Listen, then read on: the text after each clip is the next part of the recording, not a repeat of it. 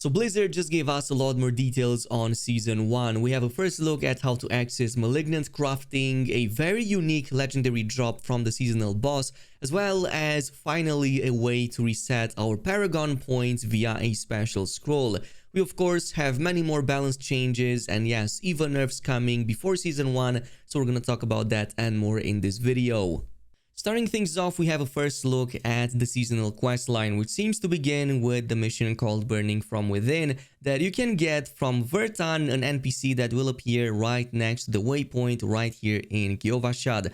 Actually, pretty interesting that you can filter your journal so that it only displays seasonal quest lines in case you want to focus on that, but you can also keep an eye out for the color green, which these quests are displayed in. The main objective here will be to look out for survivors on the road near to the main town, and supposedly this will be the main way in which we will find out about the spread of the Malignants. During this main quest line is also when we get to encounter Cormand, which is going to be one of the most important NPCs and also vendors in the new season. He doesn't just provide us new quests and missions via the Season 1 campaign, but also access to his workbench. And this workbench is what I want to focus on a bit because it gives us access to crafting 3 new types of items. This includes Caged Hearts, Malignant Invokers, and finally the crafted caches.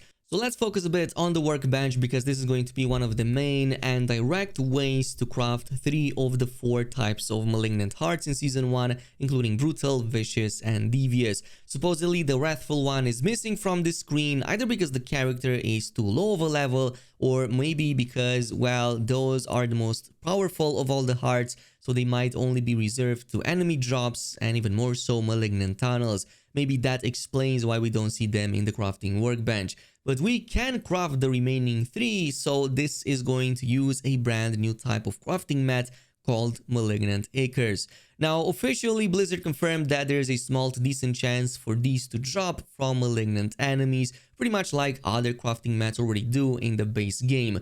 But I'm also expecting these to be the result from breaking down the hearts that we no longer use, kind of like how we get the dust from the sigils that we no longer use. Not officially confirmed with this last part, by the way, but that's just my opinion for now. Another thing to note is that when crafting these items, their power levels will be relative to your character level, pretty much like all the existing gear in Diablo 4. So in this case, a level 20 character can already craft an item level between 260 to 290, so that's going to be RNG dependent. Right now, at this stage, they only seem to provide 1 affix, but it's possible that this might change with higher power levels, like maybe at 700 power level plus, once you hit that stage, they might provide 2, 3, or maybe even more than just 1. Finally, an important piece of info to know is that once you slot these in a piece of jewelry, they can only be replaced but not removed. So you cannot extract them back like you can do in the case of gems if you want to place them on a different piece of gear, or in other words, they get lost once you overwrite them.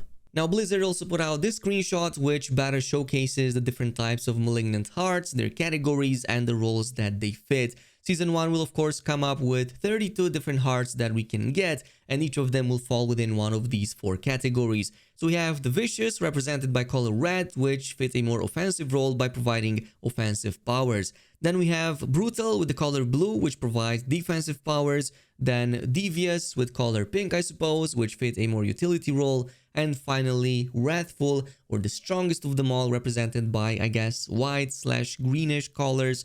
But these provide superpowers, much stronger variants than any other Malignant Heart out there, and they have an extra advantage on top, which is the fact that they can be slotted in any socket regardless of its color, which the other 3 cannot. So we already saw how some of the default Brutal and Vicious Malignant Hearts look, and they provide some pretty interesting powers, but the Wrathful one is by far the most interesting because it seems to combine the powers of all the other types of Malignant Hearts. In this case, we have an example to go over, like the Heart of the Malignant Pack. In this case, this provides a unique affix that makes it cycle through one of the other 3 malignancies every 20 enemy kills. So every 20 kills, it switches between Vicious to provide 22% attack speed then Devious to provide core and basic skills to have a chance to restore your primary resource, and finally Brutal. Every 19 seconds you gain a barrier that absorbs some damage. And this feels like something that almost any class and build will be happy to get. Like, I'm already thinking of my Twisting Blades rogue making use of it, or even my Tornado druid can definitely make use of it, but supposedly there's going to be even stronger variants than these. And speaking of stronger variants, let's also talk about the main boss of the Season 1 campaign called Varshan the Consumed. Now, this boss is going to play a significant role into providing us a new type of reward, which seems to be a legendary version of the Malignant Hearts we just talked about. So this might be a much stronger version than the other Malignant Hearts that we can get from the crafting bench, maybe even providing some additional uniques that we cannot get in any way else. Now, details on the boss are still scarce, but it does seem that spawning it involves some kind of summoning ritual. In the latest gameplay trailer, we can see a character or an NPC summoning it in this kind of like room / location, and a few moments later there's a legendary drop in the same area, which appears to be a legendary caged heart on the ground in the same circle that the boss was previously spawned into. So it definitely seems that defeating it provides these legendary hearts, and again, they might be much stronger variants than anything else, or maybe just a good way to farm for them and get the best powers possible. Moving on next, another important mechanic with Season 1 is going to be a way to instantly reset our Paragon boards. This has been a major point of frustration to many players, including myself. Well, Blizzard's answer to that is this new item called the Scroll of Amnesia. Now, this is something that gets rewarded through the seasonal journey, so yes, you will need to play through Season 1 to actually get it, but this will let us instantly reset all our Paragon points without having to go in each one of them one by one to reset or respec our characters. So this might help a ton with that, but so far it's not yet clear which of the chapters in the seasonal journey will reward this. It's definitely not the first 3 because I'm not seeing it in them, so it could possibly be 4, 5, 6, or maybe even the last one at number 7. However, that happens. One thing to note here is that I'm not sure if it's only going to apply to the seasonal characters once you get it, and I'm expecting it to be maybe something account-wide or something that can be transferred to the permanent realm characters. I'm just not seeing Blizzard only offering this refund ability only to seasonal characters and not the existing ones. But it seems that completing the seasonal challenges is actually much simpler than it looks, and it's probably something that you're going to do along the way anyway. So stuff like completing dungeons and doing open world events and like completing cellars, conquering strongholds, and even like getting items from the open world is something that these challenges in the chapters are about. So chances are that you're going to complete a lot of them as you naturally play anyway. However, you might still want to hunt for the additional objectives in each chapter and not only go for the minimum ones required for the challenge track to be completed for that chapter. And the reason I'm saying that is because the more of these objectives you complete across multiple chapters, the more additional favors and rewards you get for your battle pass progression. So let's talk a bit about that because we also have a lot more details on the battle pass and how that looks. So there's going to be 3 versions of the battle pass. We have the free one, the premium, and the accelerated. If you got deluxe edition or anything above that, you likely will already have access to the premium and even the accelerated one if you went with the ultimate edition.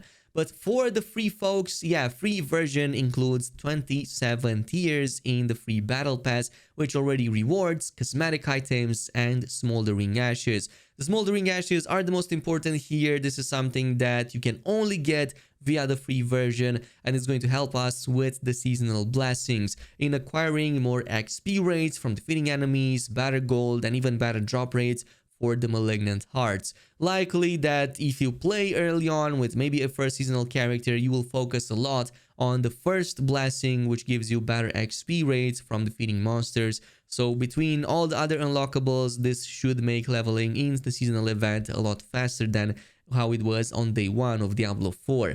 But there's also the Premium Battle Pass, which has 63 more tiers. And on top of everything that the free Battle Pass offers, it also rewards unique cosmetics specific to that season. In this case, Season 1. We've already seen a bunch of these and how they look. Really interesting, and it seems that they apply to all the classes. On top of that, we also get platinum currency, in this case 1000, that you can also go ahead and spend in the game's shop if you want other armor sets or other cosmetics from it. And finally, there's the accelerated pass. On top of everything that the other two already give, this also provides 20 level skips, so without having to even complete the main campaign, you already get 20 levels out of it. It also comes with its own special cosmetic set, which I'm not sure if it also includes an armor or just a special type of emote. And finally, additional 2800 platinum, which should give you access to plenty of cosmetics in that cash shop.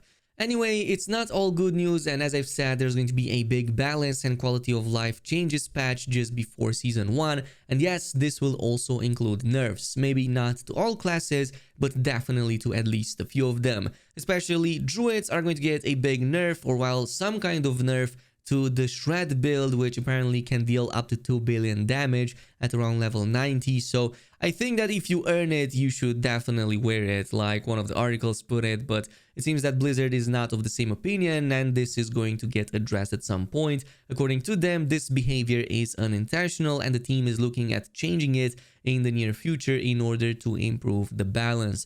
Chances are that other classes will also follow suit as well. I'm expecting Necromancer, Bone Spear for some reason to also get nerfed in one way, because right now I think Blizzard considers it a little bit too strong. I find it perfect, I think it's amazing, but Blizzard thinks different these days. Otherwise, there were some changes a couple of days ago that already went into effect, and mostly for the PvP crowd. So it seems that the Hatred's chosen power in the Fields of Hatred has been currently disabled and will probably be re-enabled at a later date. So players will still see the UI for the Hatred's chosen while this is disabled, but they will no longer see the buff displayed. Also, it will not reward, well, Seeds of Hatred upon hit. So yeah, that's it with it. But this is pretty much it with the update. Of course, lots more to follow soon once Season 1 starts, and a lot more to talk about, maybe even new builds that I cannot wait to test out. So let me know down below which class are you looking forward to start Season 1 with, or if you don't plan to even take part in it, let me know why in the comments below.